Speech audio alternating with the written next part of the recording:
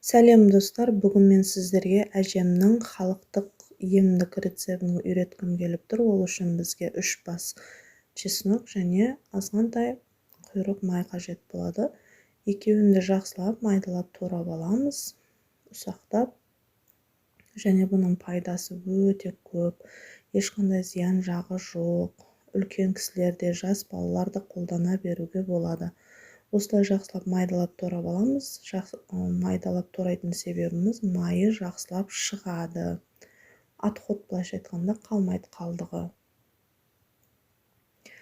Табаға салып, екеуін жақсылап бірге қуырамыз.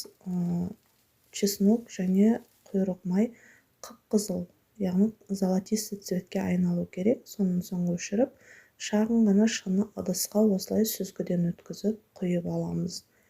Дайын болған майымызды суытамыз. Суыған соң ол өзі тоңған сияқты рең береді. Оны аздап қана жылыдан сәл ыстық сүтке қосып сүтпен ішуге де болады. Немесе қасыққа аздап қана бір кісілік бір ішетін қылып, азғантай салып, ыстық газды ерітіп ішуге де болады. Немесе балалардың, яғни балаларда көп жөтелдер көп кездеседі.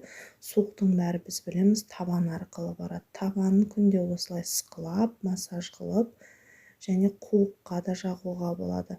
Қуыққа айта кететін нәрсе, үлкен кісілерде, ер кісілерде әжемнің айтатыны адамның алақаны өзіне ем.